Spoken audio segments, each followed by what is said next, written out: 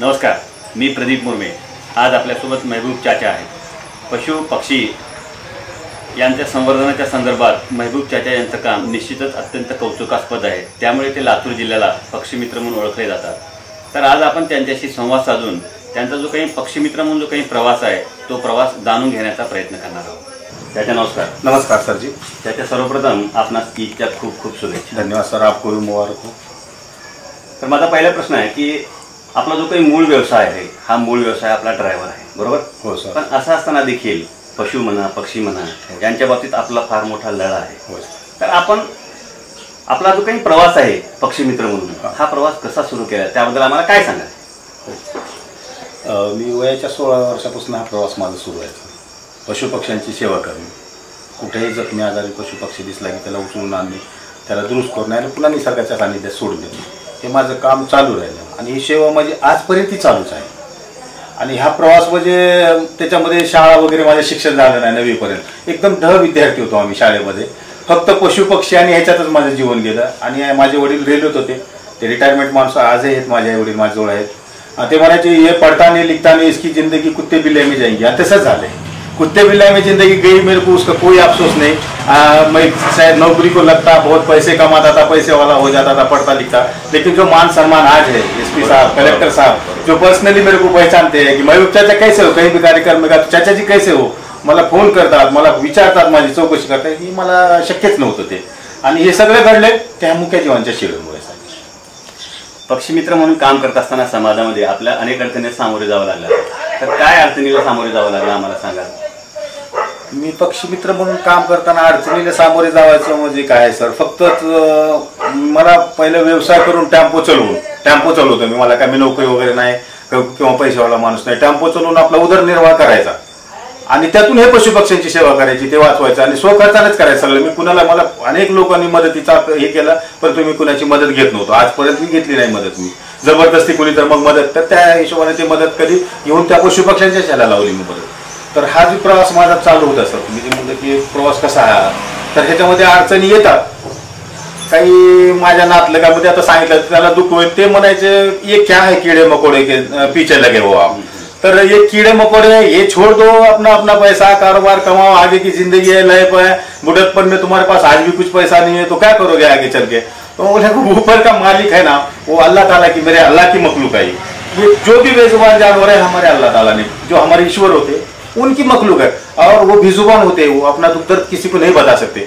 इसलिए हम इंसानों को उनका दुख दर्द समझना चाहिए और उन पर रहम करना चाहिए। क्या चाहता है हमारा, थोड़ा उनको थोड़ा सा चारा पानी डाले, या कुछ जख्मी बीमार पंछी को थोड़ा सा, जानवर को अगर हम उसको थोड़ा सा बचाने की कोशिश करें, जीवदार हम अगर एक भी जानवर पंछी बचाते हैं, निसर्गाची काही साखळी आहे बरोबर, एक भी आम्ही जर वाचवू शकतो, एक भी समजा हरण वाचवामुळे, तर त्याची येणारी संपूर्ण पिढी वाचवत असतो आम्ही। त्याच्यामुळे हे विचार करूनच त्यामुळे त्या जीवांचे प्राण वाचवला पाहिजे, त्यांची सेवा केली पाहिजे। त्याच्या जर आपण आज समाजामध्ये बघितलं तर की माणूस माणसासाठी वेळ द्यायला तयार नाही, परंतु आपलं जे काही कार्य निश्चितपणे अत्यंत कौतुकास्पद आहे। तर आपण पशु म्हणा पक्षी म्हणा यांच्यासाठी वेळ काढता, कसं वेळ काढता आपण? वेळ आता पहिलं तुम्ही म्हणला की सर माणूस माणसाकडे बघायला तयार नाही, बरोबर, आणि हे गोष्ट बिलकुल आपली सत्य आहे। आणि मी त्या गोष्टीतून गेलोय। मागच्या 5-6 महिन्यापूर्वी माझा जोडीदार, माझा साथीदार जे होता, माझी जीवनसाथी होती, की आमचा फार चांगलं सर्व चांगलं चालू होतं। 10 वर्षापासून तर मी टेम्पो चालवायचंही सोडलो होतो, पूर्ण वेळ पशुपक्ष्यांची सेवा करत होतो, परंतु आमचा डाव अर्ध्यावरती मोडला। माझा जोडीदार मला सोडून गेला निघून, आणि प्रश्न असं झाले, ते कोरोनामध्ये गेले, मला सर्व महापौरांनी मदत केली, पृथ्वीराज कलेक्टर साहेबांनी, एसपी साहेबांनी सर्वांनी मदत केली होती, पण ते यश आलं नाही त्यांना। डॉक्टरांनी वाचवण्याचा प्रयत्न केला। दुसरी गोष्ट अजय धुमाळ साहेब आहेत सुखसागरवाले, त्यांनी 70,000 रुपये माझं बिल दिलं दवाखान्याला। अजून कुणाला मी सांगितलं नाही गोष्टी, ते म्हणले चाचा तुम्हारे हात जोडतो नहीं बताना चाहिए। तर अशा मला काही, जसं आमच्या नातल्या गावाने म्हणतात हे कीड़े मकोड़े के नात को क्या लगे हो तुम, तर ही कीड़े मकोड़ेमुळेच मला सगळ्या ह्या लोकांमध्ये मान सम्मान है। आणि कीड़े मकोड़े अल्लाह की मखलूक है और इस पे हम सबको रहम करना चाहिए, ये मेरी बात है। मैं इसलिए उसका कुछ मैं समझता नहीं कि मेरे को कुछ तकलीफ आती है, तकलीफ येणार, आपल्याला हे होणार, त्याचं काय नाही, चालत राहायची आपली सेवा, जेवढी होती तेवढी करायची, आणि मी करत राहणार आहे माझ्यापासून। त्याच्या आपण पूर्ण वेळ पक्षीमित्र म्हणून काम करता हो, परंतु जर बघितलं आपलं जर आर्थिक उदरनिर्वाह होय, त्याचं काय? हाँ सर, आता या माध्यमातून तर पैसे मिळत नाही, मग आर्थिक उदरनिर्वाह कसं करता? आता सर अधिक पडलेला प्रश्न आहे। आता आर्थिक उदरनिर्वाह मी पहिल्यापासून सर टेम्पो चालवत होतो, मग काही दिवस मी सोडलो मागं टेम्पो आणि मग मुलाबाळाच्या ह्याच्यातनंच मी चालवत होतो. त्यांनी दिलेले मला खर्च महिना कोटी 3,000 रुपये देत होते, तेच मी पशुपक्ष्यांना लावायचो. त्यातनंच मग काहीतरी पक्ष्यांच्या चारा पाणी औषध उपचार करायचं आणि हे चालत होतं आतापर्यंत. मग आता चाची जेव्हा गेल्या 6 महिन्यापूर्वी, परंतु ते सगळा माझा संसारीच कटला. म्हणजे सगळे ज्यांचे त्यांनी मुलं वगैरे त्यांचे त्यांनी खुश आहेत, आनंदित राहते. मग मला माझं कसं भविष्य पुढचं, आता मी पशुपक्ष्यांना कसं सांभाळू येते. तर त्यासाठी एक मी छोटा हाती टेम्पो घेतलेला आहे, तो चालवतो आणि तो चालवून आपला उदरनिर्वाह करतो. मी माझे दुसरं लग्नही केलेलं आहे, ते पत्नी आहेत माझ्यासोबत आणि त्याला परंतु त्यांना काय चाची जे करत होते त्यांना जमणार नाही या गोष्टी. त्याच्यामुळे आता मला फक्त जे आजारी जखमी पशुपक्षी मी इथं सांभाळत होतो माझ्या घरी, महिनाभर सांभाळायचो, 8 दिवसात दुरुस्त व्हायचं आणि पण ते निसर्गाच्या सानिध्यात सोडायचो किंवा फॉरेस्ट घेऊन जातो. तर आता जर कुठं एखादा पक्षी वगैरे आला जखमी, तर मी फक्त दवाखान्यात घेऊन त्याला मी फॉरेस्टमध्ये देणार. थोड्या माझ्याकडे जागाही नाही उपलब्ध आणि आता ते करायचं मला पोटासाठी बी कमवावं लागेल. सगळ्यात महत्वाचं आहे की मी जब कमावूंगा तो खाना आहे. हा सर, त्याच्या आपलं जे काही काम आहे निश्चितपणे अत्यंत कौतुकास्पद अशा प्रकारचं काम आहे, एक आगळेवेगळं काम करतात. हो सर. परंतु परंतु आपल्या या कामाची संबंधित प्रशासकीय अधिकाऱ्याकडून दखल घेण्यात आली आहे का, काय सांगता येईल?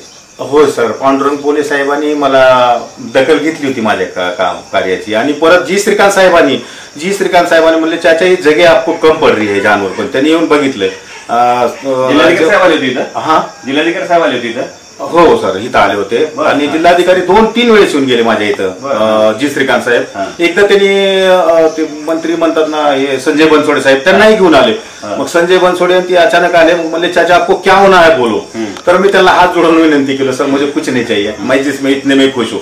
तर जिल्हाधिकारी साहेबांनी मला इथं जागा देतो म्हणले होते. चाचा तुम्हाला को जगह देता हूँ, जगह कम पडे, एक 40 बाय 50चा प्लॉट काही येऊ द्या, त्याला मी तुम्हाला घेऊन देतो पशुपक्ष्यांसाठी, म्हणजे तुम्ही तुमची चांगली सेवा होईल. परंतु ते चाची साहेबांची बदली झाली, साहेब निघून गेले आणि चाची वारले, त्याच्यामुळे ते थोडं सगळं राहिलं. आता मला एक करोडच खावं लागला, तेवढा वेळ तर मी देऊ शकणार नाही. माझा अगर हे पोटा पाण्याचा प्रश्न, माझ्याकडे पैसे वगैरे भरपूर असते तर मी पूर्ण वेळा पशुपक्ष्यांना लावला असता, जसं लावला होता 10 वर्षापूर्वी. अजूनही इच्छा आहे परमेश्वरानं अजून मला जर दिलं, काम करायची गरज नसली पडली मला, तर मी नक्कीच 100% ह्या पशुपक्ष्यांना सेवा करेन. जागाही मिळाली तर मी करून टाकेन सर, तसं काय नाही. त्याच्यात जे काही पशु पक्षी आहेत यांचं जे काही संवर्धन आहे, होय सर, यासाठी लातूर शहरामध्ये महानगरपालिका प्रशासनाकडून काय केलं पाहिजे असं तुम्हाला वाटते? तर सर महानगरपालिका प्रशासनाकडून आता झाड वगैरे तर लावतात. सगळ्यात महत्वाची गोष्ट आहे की पशु पक्ष्यांचं वास्तव्य रहिवास फक्त झाडावरती आहे. बरोबर. दुसरी गोष्ट, आम्ही आपल्या बिल्डिंगा उभा करतो, आपण आपल्या बिल्डिंगा उभा करतो, परंतु घरामध्ये एक झाड ठेवत नाही. कारण त्या झाडावर पक्षी बसतात, पुन्हा 4 व्हीलर 2 व्हीलरवर त्यांची विष्ठा पडते, त्याच्यामुळे ते झाड समोर नष्ट होतं. तर माझं एक म्हणणं आहे की घराला बांधकाम परवाना देते वेळेस 2 झाडं त्या दारामध्ये असावेत आणि त्या झाडाचं नूतनीकरण ते म्हणजे जसं म्हणतात ना त्याला की दरवर्षी त्याला ते झाड आहे का नाही नुसतं नोंदणी असावी. नुसतं झाड लावले फक्त परवाना घेतपर्यंत पुन्हा झाड तोडून टाकला, पक्षी नको ना झाड नको, तसं नाही व्हायला हवं. तर त्या झाडाची नोंदी असायला पाहिजे आणि मग त्या अनुषंगाने काय होईल, पक्ष्यांना फळांची झाडं लावा दारामध्ये, पक्षी किलबिलाट राहील पक्ष्यांचा त्या फळाच्या झाडावरती खाण्याचा. तिथं 1-2-4 कुंड्या बांधा पाण्याच्या, त्याला चारा पाण्याची व्यवस्था केली, पाण्याची राहील तर पशु पक्ष्यांचा किलबिलाट राहून घरात सुद्धा वातावरण प्रसन्न राहतं. पक्षी मित्र म्हणून लातूर शहरातील नागरिक म्हणा किंवा जे काही सामाजिक अशा प्रकारच्या संघटना आहेत त्यांना तुम्ही काय आव्हान कराल या संदर्भात? हो सर, पक्षी मित्र म्हणून मी एक आव्हान करतो, त्यांना विनंती करतो, आव्हान करतो हात जोडून की कुठेही जखमी आजारी पक्षी रस्त्यावरती पडलेला असतात, मग माझ्यासारखे कुणी पक्षी मित्र असतात तर त्यांना तुम्ही हे करू शकता की असं इथं पक्षी पडला, हरण पडले, मोर पडले, त्याला तसंच रस्त्यावर सोडून जाऊ नये माणसाने पुढे. मीही कधी गेलो नाही, माझा टेम्पो घेऊन जातो मी, केव्हाही रस्त्यावर कुठलाही पशु पक्षी पडला तर भाड्याने जर चाललो तर त्याला सोबत ठेवतो आणि येऊन शासकीय दवाखान्यात येऊन उपचार करून त्याचे प्राण वाचवण्याचे 100% माझे प्रयत्न असतात. कधी मी तसं गेलो नाही, कारण बोलक्या मनाला तर कुणीही करतं, पण मुक्या जीवाला करणारे फार कमी असतात. आणि करावं सगळ्या लोकांनी या मुक्या जीवावरती, यांच्यावर दया करावीच. हो, कुणी नसतं, हे तोंडाने सांगू शकत नाही माझ्या वेदना, मेरे को क्या तकलीफ है बता नहीं सकते. तो हम तो समझदार प्राणी है और हमको समझना चाहिए की बेजुबान की हमें मदत करना चाहिए आणि ते करावं लोकांनी. हे माझ्या एवढं सांगणं आहे, जोडून विनंती आहे लोकांना, नागरिकांना विनंती आहे माझी. बरं, आता आपली जी काही मुलाखत आहे या मुलाखतीच्या माध्यमातून आपण शासनाकडे एक पक्षी मित्र म्हणून हे जे काही पशु म्हणा पक्षी म्हणा यांच्या संवर्धनासाठी शासनाकडे काय साकडे घालणार किंवा शासनाकडे काय मागणी करणार आपण? शासनाने काय केलं पाहिजे असं आपल्याला वाटतं? प्रमुख मागणी तुमची? हो सर, प्रमुख मागणी म्हणजे सर जास्तीत जास्त झाडं लावण्यावर भर पाहिजे सर. शासनाचा जे आहे ना सर्वात महत्वाची झाडच असतात पशु पक्ष्यांची, त्यांची घरटी त्याच्यावर असतात, ते काय आपल्या घरामध्ये राहत नाहीत. त्यांना त्याच्यासाठी शासनानं शासन करतेही, तर ती लावलेली झाडं प्रत्येक आता आपण कुणाच्या तरी दारामध्ये झाड लावते, कुणीतरी येऊन लावते ते झाड, परंतु काही लोकांना हे झाड मेरे दरवाजे में नहीं चाहिए इसलिए तोडून टाकतात, हे झाड नको आहे मला. तर कुणीतरी येऊन आपल्या दारामध्ये झाड लावते आणि त्याच माणसाने येऊन त्याचं संवर्धन करावं असं नाही. माझ्या दारापुढे कोणीतरी झाड लावून गेले तर प्रत्येक नागरिकाचं कर्तव्य बनते की बाबा हे झाड आपण त्याला जतन करून झाडाला आपल्या हे असं करावं सर सर्वांनी. त्याच्या आता आपण पक्षीमित्र आहात बरोबर. होय सर. पण लातूर जिल्ह्याचा जर आपण विचार केला तर लातूर जिल्ह्यामध्ये पक्षीमित्र ही जी काही चळवळ आहे ज्या प्रमाणामध्ये पाहिजे त्या प्रमाणामध्ये आपल्याला दिसत नाही. होय सर. त्याचे काय कारण आहेत, काय नेमकं काय सांगते? आता त्याचे कारण बी असे आहे सर की लोकाला फुरसत नाही, कुणाला कुठला पक्षी काही मेला काही असू द्या, काय घेणं देणं नाही सर कुणाला. निसर्गाशी काहीच संबंध नाही. त्याच्यामुळे कसं आहे माहिती का, निसर्ग जेव्हा कोकतोय तर आता मी तर काही शिकलेला माणूस नाही, परंतु आता ह्या वर्षी जी पाऊस झालाय तर मला काय वाटतं की जे सगळे प्रदूषण होतं हे ते सगळं रुकलं त्या ह्याच्यामुळं काय म्हणतात लॉकडाऊनमुळं, आणि प्रकृतीनं आपलं निसर्गानं आपलं बरोबर कार्य केलं, वेळेवर पाऊस वगैरे भरपूर झाला आणि सगळं काही नुकसान झालं काय हे झालं, परंतु निसर्गाने आपलं काम असंच झाडं वगैरे वाढवत गेले, लोकांनी झाडं तोडून लावले. तर एक झाड तोडता तुम्ही तर त्याच्या जागी 4 झाडं लावा तुम्ही. निसर्गाचे जे साखळी आहे ती तोडू नका. निसर्गाची साखळी पशु पक्ष्याची अन्न साखळी असते ते तोडून माणसाने त्याची शिकार करून पशु पक्ष्याची. काही लोक शिकार करून खातात. सांगायला गेलं तर मग त्यांचे नेते लिडर ते भांडण वगैरे करतात. त्याच्यामुळे कोण घेऊन जाऊ द्या बाबा कुठं काय करावं. असं तर संघटना माझ्यासारखे पक्षी मित्र तयार व्हायला पाहिजे तिथं, आणि झाले तर त्या पक्षी मित्रांनी सुद्धा सहकार्य करून लोकांना समजावून सांगून, मी तर शिकलेला नाही तरी पण मला जेवढं बोलता येतं तेवढं मी बोलू नये मुख्य जीवासाठी. ते तर समजदार आहेत, ते त्याच्यावर करू शकतात काय कारवाई वगैरे. त्याच्या प्राध्यापक बाबासाहेब लोंढे होय सर माझे अत्यंत चांगले मित्र आहेत. हो सर. आणि ते आपले पण मित्र आहेत. हो सर. तर सहज त्यांनी एकदा मला असं सांगितलं की आपला हा जो काही छंद आहे हो सर हा छंद जोपासत असताना हो सर. आपला फार त्रास झाला. हो सर. पण तरी पण आपण नाराज होत नाहीत का, आणि हे आपले जे काही काम आहे हे काम आपण सोडून द्यावं असं आपल्याला कधी वाटत नाही का? काय सांगताय? नाही नाही सर, मला हे कामच सोडून देऊ वाटत नाही. कारण मला फक्त त्या मुख्य जीवाकडे बघितलं ना तर त्यांच्या वेदना असतात. त्या अन्नपाना वाचून ज्यावेळेस तुम्ही कधी तर सर कोणी विशेष काळजी तेवढं लक्ष देत नाही. उकिरड्यामध्ये एक आपण खरकट टाकलेले ते वेचून खातात पशु पक्षी. त्यावेळेस नीट बघितलं तुम्ही तर पोटात कालवला रे, उकिरड्यामध्ये आपण खरकट अन्न टाकलेलं, आळ्या पडलेलं, किडे पडलेले खातात. ह्याच्यासाठी आपण तेच अन्न अगर उचलून चांगल्या सुरक्षित ठिकाणी ठेवलं तर ते खातात मुके जीव. गाई वासरं म्हणा येतात आपल्या दारामध्ये, त्यांच्यासाठी मग असं उकिरडा टाकत नालेट टाकून देतात.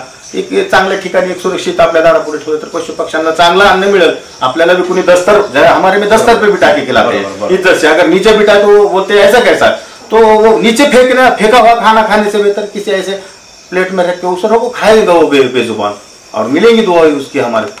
त्याच्या आपण जे काही जखमी पक्षी आहेत त्या जखमी पक्ष्यांची देखभाल करता, हो सर. त्यांची काळजी घेतात हो बरोबर. हो. आणि त्याचबरोबर त्याला दुरुस्त करतात. हो सर. आणि त्याच्यानंतर त्याला आपण आकाशामध्ये सोडून देतो. हो नाही. पण त्याला आकाशामध्ये सोडून देत असताना आपल्या मनामध्ये नेमक्या काय भावना असतात?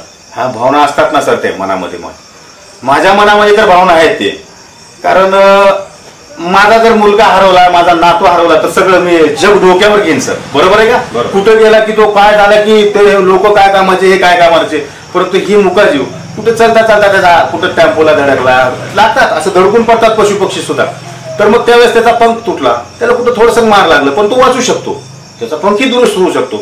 मग त्याला नाही का आम्ही त्याला उचलून न्यायचं आणि मग मी त्याला आणतो, त्याला दुरुस्त करतो आणि पुन्हा त्याच्या पंखात बळ आलं आणि त्याला उड्यासारखं झालं की त्याला निसर्गाच्या सानिध्यात सोडतो. जाताना त्याला माझा एकच विचार असतो की ह्यालाही परिवार आहे हो, आणि पक्षी कुठेही जातात. असं नाही की मी इथूनच सोडलं तर ती त्याच्या परिवारात मिळतो, कारण ते सगळं ह्याच्यात फिरणारे पक्षी असतात हवेमध्ये. तर तो पक्षी काय करतो, त्याच्या जातो तो पक्षी पुढून, आणि जात्या वेळेस मला वाटतं की जा तुझ्या आयुष्याचा जोडीदार तुला मिळू दे बाबा, म्हणून ह्या दुआ करून मी सोडतो. उंच भरारी तू गगनात घे, आयुष्याचा जोडीदार तुला पुन्हा भेटू दे म्हणून, हे असं म्हणून त्याला मी सोडतो. आणि तो ज्यावेळेस उडत जातो ते बघतानाच एक समाधान, जसं का तुम्ही मला करोडो रुपये जरी दिले तर मला ते समाधान वाटणार नाही, काही वाटणार नाही. पण तो पक्षी जेव्हा जातो त्याच्याकडे पाहून मन भरून येत आणि फार छान वाटतं ते मला. त्याच्या आपल्याजवळ जे पक्षी राहिले ज्याला आपण दुरुस्त केला, त्यानंतर त्याला आपण आकाशामध्ये काय पाठवून दिला. हो. मग असे जे काही पक्षी आहेत परत आपल्या भेटीसाठी येतात, असा एखादा किस्सा वगैरे आहे? नक्कीच सर, येतात ना. आता हॉर्नबिल पक्षी, त्याला आपण तो पक्षी हॉर्नबिल जे आहे तो पक्षी बिया फळं खाऊन त्याच्या बिया असा तो जसं काय विष्टेमधनं तोंडामधनं पडतात त्याच्या. आता त्याचा तेवढा हे नाही, परंतु ते त्याला झाडं लावतो सर. झाडं लावणारा पक्षी म्हणून त्याची ओळख आहे, लोक मतलब बातमी आहे माझ्याकडे त्याची. तर तो झाडं लावणारा पक्षी एकदा असा आला माझ्याकडे, हॉर्नबिल ज्याला म्हणतात, धनेश पक्षी. आणि तो आजारी होता, अशक्त होता, मरणासन्न अवस्थेत होता. भीमाशंकर गाडवे यांनी पाठवून दिला होता एका माणसात. घेऊन आलो, 1 महिना त्याच्यावर उपचार केले, 1 महिना तुर आणि औषध उपचार इंजेक्शन वगैरे सगळं देऊन तंदुरुस्त झाला तो. तंदुरुस्त झाला, त्याला मी सोडला त्याला. आणि त्याची क्लिप आहे माझ्याकडे, मी देऊन टाकेल सर. सोडतानाची क्लिप आहे, त्याला हाताने घास भरतानाची आहे. ज्यावेळेस त्याला सोडलो तर मग काही दिवसांना आला तो 6 महिन्यानं इथं जोरजोरानं पुकारू लागला तो. आणि त्याचा जोडीदार घेऊन आला होता सोबत, म्हणजे त्याला विशेष मध्ये जोडीदार घेऊन आला होता. आणि ते मग रेग्युलर येत गेला जोडीदार घेऊन, रेग्युलर यायचा. इथं पुकारतो ते येऊन, त्याच्या कर्कश आवाजामध्ये पुकारतो. मी तेव्हाच म्हणतो मेरा बच्चा आगा आहे. आणि मी जेवता जरी असलं ताटावर तर मी उठतो आणि त्याला बघतो, क्या बेटा आगा आहे का तू म्हणतो, त्याला विचारतो. आणि मग तो थोडं बोलून भरारी घेऊन जातो त्याच्या जोडीदार. आता मागच्या 15 दिवसापूर्वीची गोष्ट आहे, त्याच्या पिल्ल्यासहित आला होता त्याने. त्याला 2 पिल्ले झाले होते. बघा मी म्हणतो ना कि हम अगर एक जानवर एक भी पंछी बचाते तो उसकी पूरी नस्ल बच जाती है, वरना उसकी पूरी आने वाली नस्लें मिट जाती है उसकी. ऐसा तर हजारो त्याच्यापासून उत्पन्न होणार आहे. निसर्गाचे हे देणं आहे, अनमोल ठेव आहे निसर्गाची. त्याला आपल्याला सगळ्यांना जपलं पाहिजे या गोष्टीला. तर असे पोपट येतात, हे माझे पेरूचे झाड आहेत, तिथे पोपट आता लोक पिंजऱ्यामध्ये पाळतात. पाळू नका हो, तुमचा छंद. तुम्हाला मी सोन्याचा घास भरवतो आणि तुम्हाला जेलमध्ये टाकतो, तुम्हाला काय वाटेल सांगा ना. तुमची पत्नी मुलं एकीकडे, तुमचा परिवार एकीकडे, किती वाईट आहे. पिंजऱ्यामध्ये पोपट शोभेसाठी अटकावू नका. तुम्हाला हात जोडून विनंती आहे की तसं काही करू नका. एका मुक्या जीवाला, त्या मुक्या जीवाला स्वच्छंदी फिरू द्या.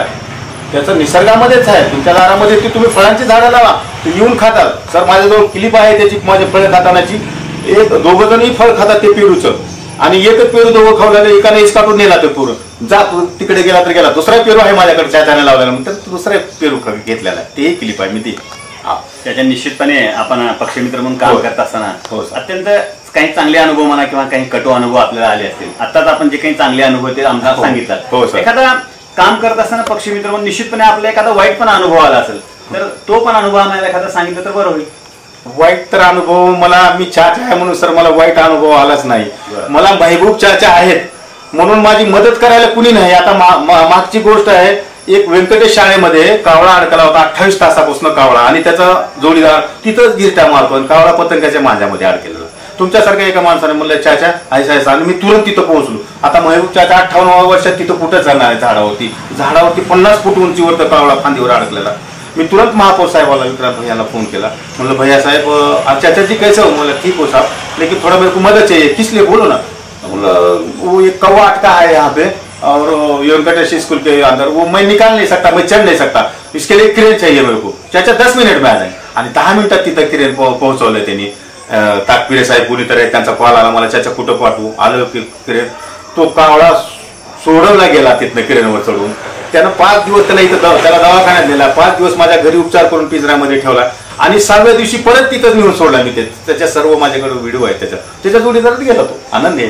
म्हणजे तुमचे काय अनुभव सगळे चांगले गोड अनुभव आहे. मला कडू अनुभव कुणी केला नाही तर मी कुणाला कुठल्या फॉरेस्ट वनाधिकारी म्हणा माझ्या एका कॉलवरती गाडी पाठवतात.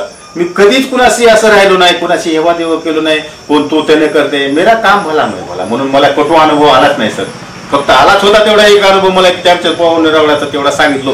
ते बी ते दुखावतात या गोष्टीला, दुखावले तर हरकत नाही. परंतु अल्लाह ताला की बेजुबान जो है अल्लाह ताला के मखलूक, और मेरे को उस पर नहीं, सबको हमको रहम करना चाहिए. ही मेरी सोच मेरी आहे. त्याच्या पक्ष्यांच्या पिण्याच्या पाण्याचा जो काही प्रश्न आहे तो सुटावा म्हणून आपण अनेक नागरिकांना शहरामध्ये यायला वाटप करतात, बरोबर. हो सर, हो सर. आता माझा हा प्रश्न आहे की त्यासाठी जो काही निधी आहे किंवा त्यासाठी जो काही पैसा आहे तो पैसा कुठल्या माध्यमातून आपण उपलब्ध करता.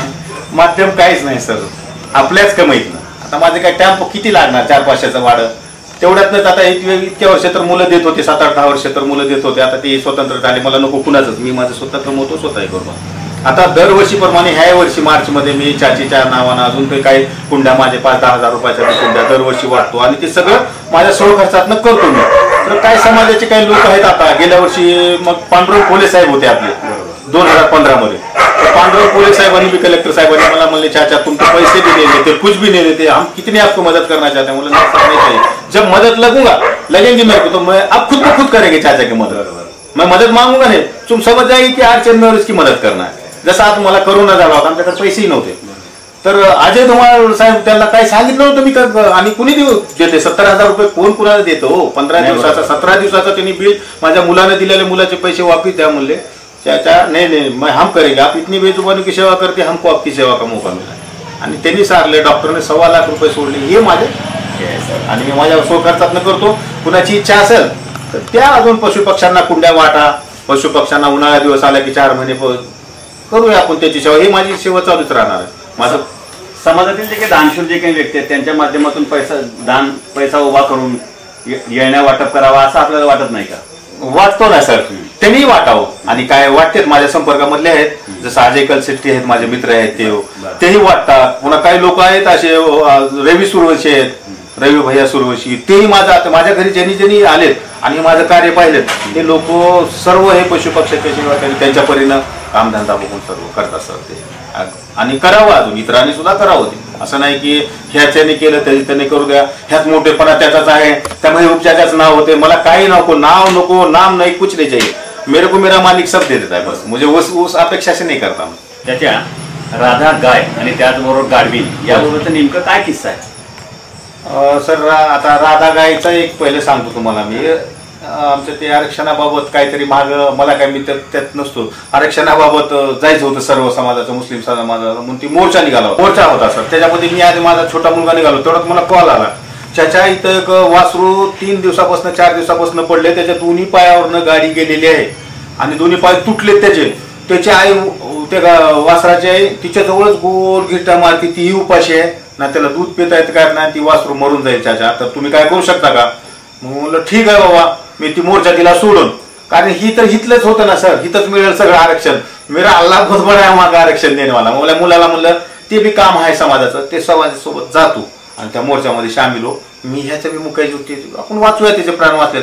मी गेलो तिथं, मग टेम्पो घेऊन गेलो, माझा छोटा हाती टेम्पो होता त्यावेळेस माझा छोटा हाती घेऊन गेलो, तर तिथं बघितलं तर डिवायडरमध्ये ठेवलेलं ते, आणि कुणीतरी बिचाराने त्याला चिपाड आणून टाकलाय, ती गाय तेवढीच, पण ती खायला गेली ती गाय, त्याच्या वासराच्या ह्याच्यामध्ये ती आईची तळमळ, तिथं गोल गिरटा, आणि ते वासरू उठायला बघायचं, दोन्ही पाय तुटलेले, सगळे मातीकडे जाऊन, ती 4था दिवस होता, ते सडलं ते. मग सडल्या मी उचललो, ते तुरंत उचललो मी त्या गायच्या वासराला, म्हणलं 2-4 माणसाला म्हणलं ह्याला मदत करा, मला थोडं ह्याच्यामध्ये घाला टेम्पोमध्ये. और मामू जाओ तुम क्या बोलेगे, उसके नाक को मुसलमान के आदमी है, तुम्हारे को कोई तो भी गाय लिजारा बिकाने को कहाँ पे भी बनेगा.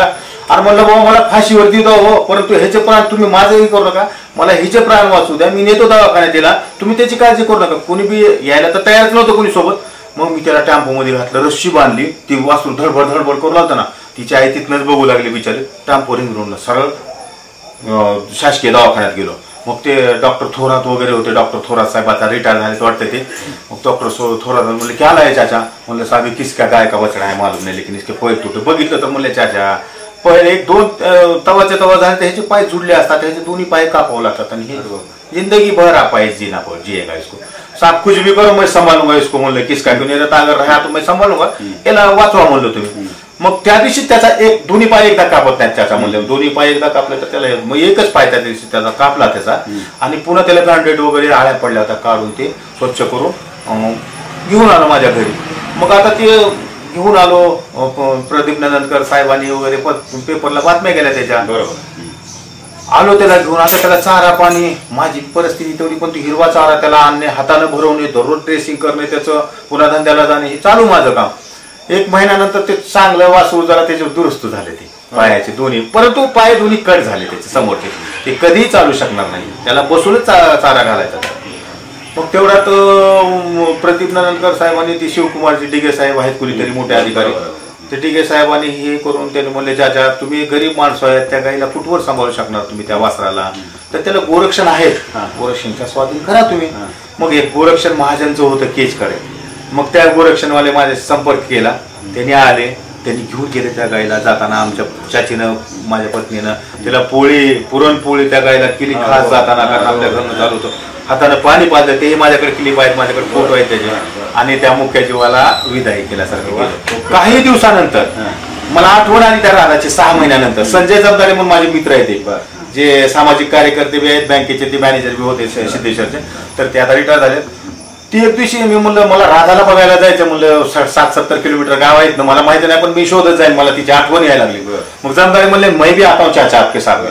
आम्ही दोघंही माझ्या मोटरसायकलवर 2 व्हीलरवर पेट्रोल टाकून निघालो आम्ही त्या गावाच्या शोधामध्ये. मग तिथं जाऊन विचारलं तर म्हणले ते समोर आहे, म्हणलं ते गोरक्षण.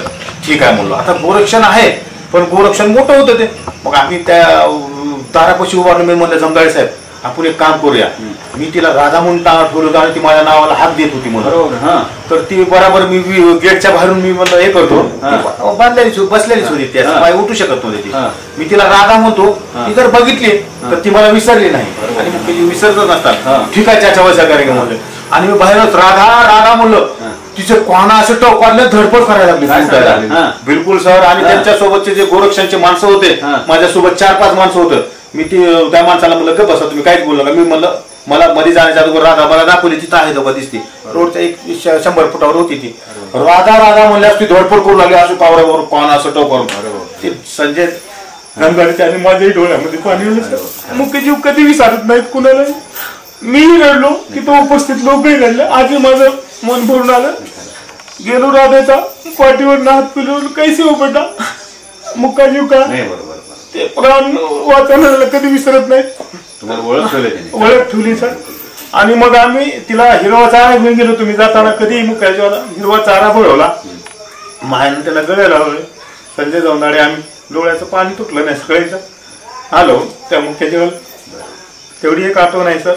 गाडवींचा नेमकी काय किस्सा नेमका? गाडविणीचा बी सर इथं सारवाड रोडला एक गाडविण. मी नमाज पडून निघालो दुपारी 2च्या टायमाला. सकाळी 8 वाजल्यापासून त्या बिचारीची डिलिव्हरी झाली होती. 2 पाय तिचे बाहेर निघाले होते पिल्ल्याचे. परंतु असं झालं की ती पिल्लू पोटातच मिला आडवं फिरल्यामुळं आणि ती गाडविणीची काय व्हायची काय व्यथा हे जमलं नाही ती. आणि लोक फक्त बघत होते तिच्याकडे, तमाशा बघत होते. ते मदत करत नाहीत, कधीही करत नाही ते. मी असं बघितलं मला कोणी मदत म्हणले तर हसून जातात ते की आहेस मी म्हणतात. मग ते त्या गाडविणीला मी बघितलं तर वर तर तिचं पिल्लू मेला होतं. मी समजून चुकलं की पोटात पिल्लू मेला आणि थोड्या वेळाने हे म्हणणार आहे 5-6. मी धडपड केली सगळ्या टॅम्पोवाल्याला. बाबा माझ्याकडे 400 रुपये होते खिशामध्ये. 2-3 गेली टॅम्पोवाला बाकीचं बघू परमिशन आहे दवाखान्यापर्यंत तिला पोस्टी करायचं महत्वाचं होतं. मग टॅम्पोवाले काही उभारले नाहीत. माझा एक मित्र आला टॅम्पो जो माझ्या टॅम्पो मार्केटमध्ये नाव सांगणार नाही त्याचं, त्यानेही मदत केली नाही मला. तोही तसाच निघून गेला. पैसे देतो गाडी घेऊन देतो म्हणलं तरी नाही म्हणला. कोण केलं मदत? मग मदत तर मग आले सर पुलिस वाले भी डिपार्टमेंट उनके भी वो भी बहुत अच्छे इंसान होते.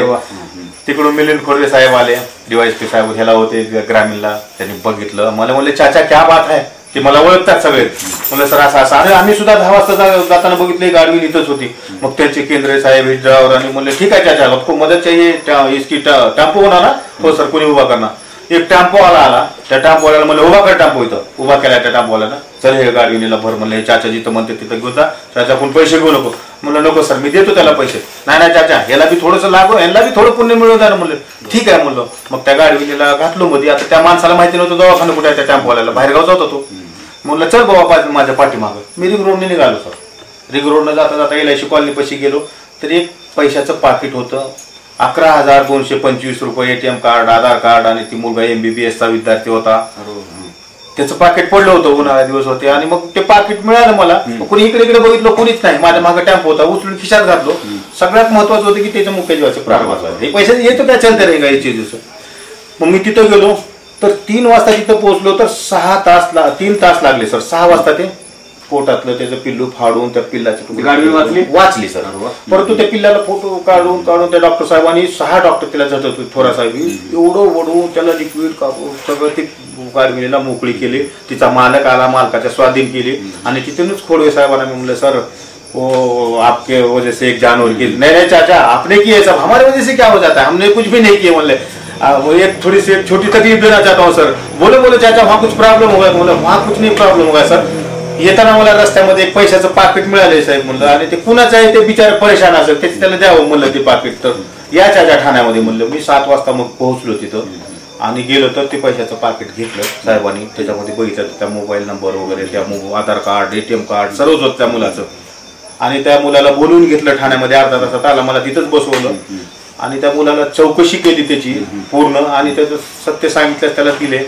म्हणले हे महबूब चाचा आहेत म्हणले. एका मुख्या जीवांचे प्राण वाचवले. तुझं पैशाचं पाकिट जर कुणाला मिळालं असतं तर ते ATM कार्ड बिट सगळे गेले तुझे पैसे गेले असते. तर म्हणलं तो मुलगा मला काय त्यातले पैसे दिले नाही बेटा. म्हणलं तुझ्या जे चेहऱ्यावर समाधान आहे ना तुझे पैसे मिळाले ना ते माझं बक्षीस आहे. म्हणलं बेटा मला नको. तू काय करतोस. तर मी MBBS ला आहे म्हणलं. आता माझी परीक्षा आहे कोल्हापूरला जायचं होतं. तर बेटा तू डॉक्टर झालास म्हणलं तर कधी इथं आला असेल. चाचा म्हातारे झाले मी टॅम्पो चालवून खातो म्हणलं. काय पैसेवाला माणूस नाही. तर तुझ्या नियमात बसतच माझी मदत कर म्हणलं ती डॉक्टर मग असलं तर त्यानं मी म्हणलं चाचा काय असते जगामध्ये लोक असतात तर असं काय सर हे जॉब ना आहे मानाने जे मिळते असं रस्ता रस्ता आपला एवढा जो काही आपला अनुभव आहे होय सर. हा अनुभव पाहता हो. किंवा जिल्हा लेवलच्या ज्या काही कमिटी आहेत त्या कमिटीवरती तुमची काय बाबा नियुक्ती झाली आहे का कुठं काम पाहता का नेमकं काय सांगते हो सर मला पांडुरंग पोले असताना मला एक जैविकता समितीवर सदस्य म्हणून घेतलेला आहे जैविकता समिती आहे लातूर जिल्ह्यात त्याच्यामध्ये SP साहेब वगैरे सगळे अधिकारी आहेत पुन्हा आता एक प्राणिक्लेश प्रतिबंधक समितीवर मी सदस्य आहे आणि त्याचेही अध्यक्ष कलेक्टर साहेबच आहेत आपले तर त्या समितीवरती मिटिंग असतात मला बोलवतात मी जातो मी आता तेवढ्या मोठ्या अधिकाऱ्यामध्ये न शिकलेला माणूस परंतु बसतो तिथं आणि पहिल्या सुरुवात जेव्हा मला घेतलं त्या पोलीस साहेबांनी घेतलं मला त्या समितीवर सदस्य म्हणून मला सगळ्याच्या सोबत त्या खुर्चीवर टेबलवर बसवलं काम चालू आहे सर तर हा चालू आहे सर तर मी म्हणलं साहेब मग ह्या बैठ के क्या करू मी इथं कशाला बसू सर म्हणलं मला काय येत नाही कोणी प्रश्न विचारला तर काय चाचा तुम्हाला को कोई नहीं प्रश्न पूछेगा तुम यहाँ बैठो यहाँ पे आप जो करते हो जे यहाँ पढ़े लिखे नहीं करते तो आप बैठे आहे माझे सहकार्य आहे लोक करतात मला कसली काय तकलीफ नाही कोणाची हो आणि माझी सेवा मी चालूच ठेवणार आहे सर माझी सेवा बंद नाही पण एवढंच आहे की जे पूर्ण वेळ देत होतं आता पोटासाठी ह्याच्यासाठी करावंच लागलं परमेश्वरानं जे आणलं तर त्याला निस्तारावं लागलं काय करावं त्याच्या आपण आमच्याशी गप्पा मारलात आम्हाला वेळ दिला त्याबद्दल आपले खूप खूप आभार निश्चितपणे आपल्या कार्यास आमच्या खूप साऱ्या शुभेच्छा धन्यवाद सरजी